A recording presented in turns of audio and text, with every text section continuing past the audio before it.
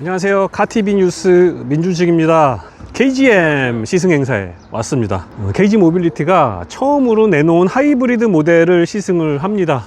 토레스 하이브리드입니다. 중국 BYD의 플러그인 하이브리드 시스템, 그 동력 계통을 국내에 도입을 했습니다. 그래서 플러그인이 아닌 풀 하이브리드 방식으로 이 차에 좀 적용을 했다고 하는데요.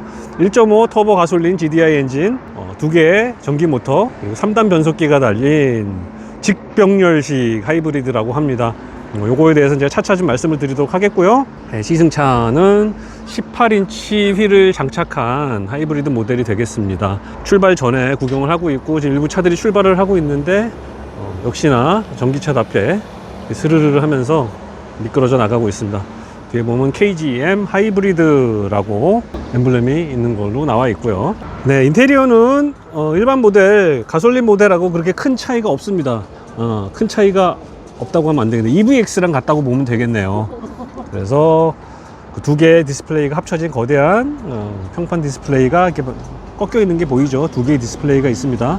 그리고 새로운 인포테인먼트 시스템이 적용이 됐다고 하고, 알파인 오디오를 적용해서 사운드도 고급화했다고 합니다. 이런 부분이 좀 달라진 부분이고요. 그 밖에 인테리어 구성, 뭐 시트 마감 재질 이런 거는 변함이 없습니다. 거의 똑같이 적용이 되어 있고요. 익숙한 차일 것 같은데 주행 느낌이 어떤지 이런 부분 한번 확인해 보겠습니다. 엔진룸 뜯어봤거든요. 무슨 엔진인지 궁금해서 뜯어봤는데, 무슨 엔진인지는 KGM 하이브리드라고만 써져 있습니다. 발표 자료에 따르면 1500cc 밀러 사이클 터보 1.5L 4기통 가솔린 엔진, 그리고 모터 2개, 그리고 DHT 트랜스미션이 적용됐다고 하죠.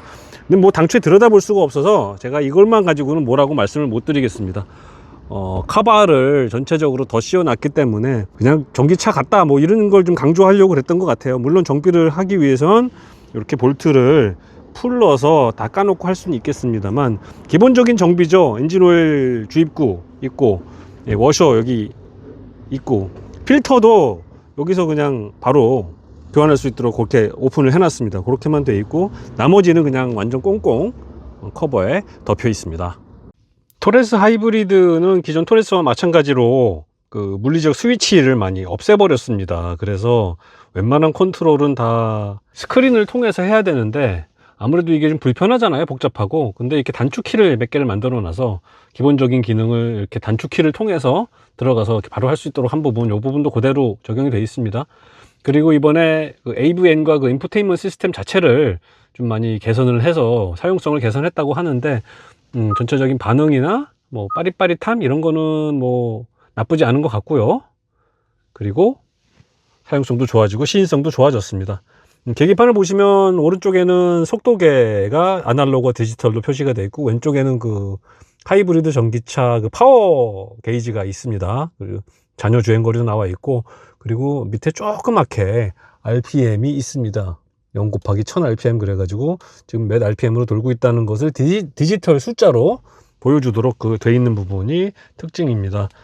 KGM이라는 로고가 달린 D컷 스티어링이 보이고, 공조 장치, 에어컨 바람은 이렇게 아래에서 나오고, 기어 셀렉터는 토글 방식이죠. 이렇게 깔짝이 이렇게 나오게 되겠습니다. 전체적으로 눈으로 봤을 때 고급감이 상당히 좋아 보이고, 예전 토레스와 마찬가지로 이 디자인, 내외부 디자인 쪽에서는 완성도가 꽤 높다고 할 수가 있겠습니다.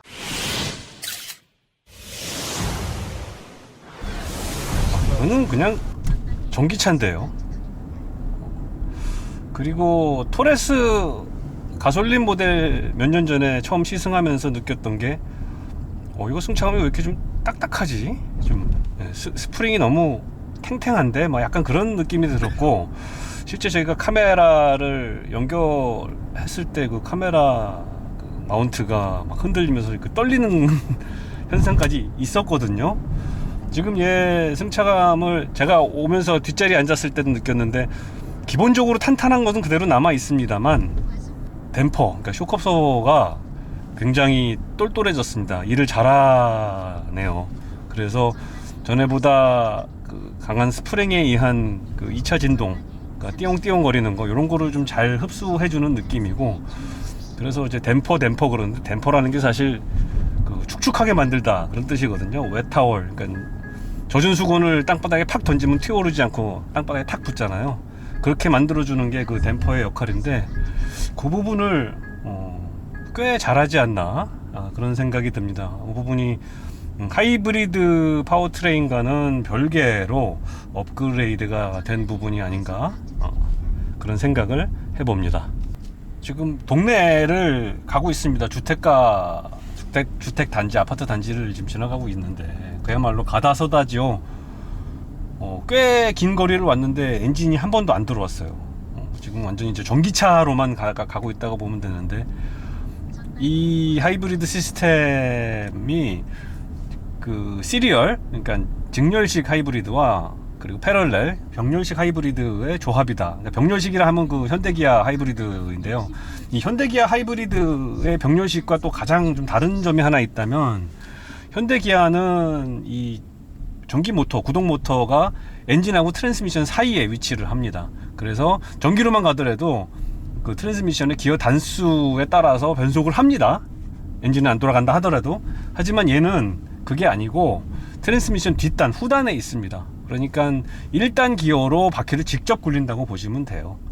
그리고 병렬 모드에서 엔진이 구동을 개입을 할 때 그때 그 엔진 파워는 그 3단 변속기라고 하죠. 이 변속기를 통해서 그걸 개입을 하게 되거든요. 그런데 이 부분이 전혀 느껴지지 않습니다. 지금 엔진이 들어오는지.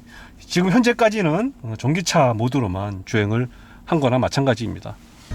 스포츠 모드에서도 잘 엔진이 개입을 안 한다고 말씀드리는 순간 엔진이 들어왔습니다. 엔진이 들어오긴 했는데요. 엔진이 들어왔어도 지금 충전하고 있어요, 배터리를. 이제 드디어 패럴렐 모드로 1700rpm 고정됐네요. 이제는 현대기아처럼 병렬 모드로 엔진이 들어와서 가고 있습니다. 네, 지금 기어가 한 단 내려가서 킥다운을 했나? 이거는 그거네요. 다시 시리얼 모드로 가서 지금 배터리가 충전되고 있습니다. 엔진에 의해서. 재밌네 요거. 그러니까 대부분의 엔진이 구동을 해도 얘가 바퀴를 직접 구동하는 그 패럴렐 방식이 아니고요. 병렬식으로는 별로 안 가고요.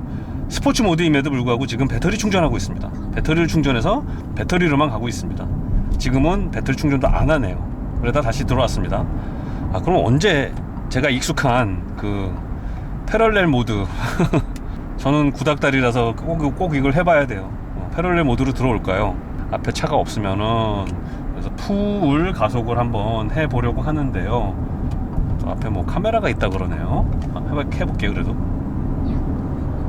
네, 지금 기어가 들어가면서 한 단 내려가는 느낌, 덜컥 하는 느낌이 났습니다. 그 말인즉슨 지금 그 패럴렐 모드로 기어에 맞물려서 간다는 느낌이 나는데 르노 하이브리드, 지리 하이브리드와 마찬가지네요. 얘가 기어가 3단 밖에 없기 때문에 잘게 쪼개진 6단이나 8단 미션처럼 그렇게 바로 킥다운을 하면서 튀어나가는 그 가속 발진감은 없습니다. 또 해볼게요.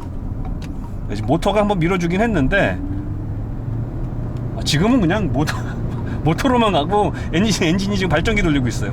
와 하면서. 이건 혼다입니다 완전히. 그리고 푸울 가속을 하고 있는데 이래서 합산 출력을 발표를 안 했나 보네요. 이 차의 공식 출력은 177마력입니다. 모터 출력인 130kW랑 같은 것이죠.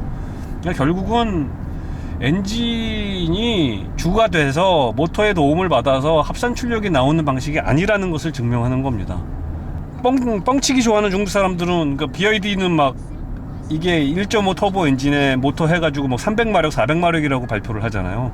그건 이제 단순 무식한 그 합산 출력인데 얘는 그게 아닙니다. 우리나라에서는 그러니까 국내용은 모터만 가지고 거의 출력을 다 낸다고 보시면 되고, 그리고 엔진은 그야말로 충전을 주로 한다 그리고 보시면 되는데, 그때 또 상황에 따라서 엔진도 힘을 내서 그 변속기와 연결이 된다.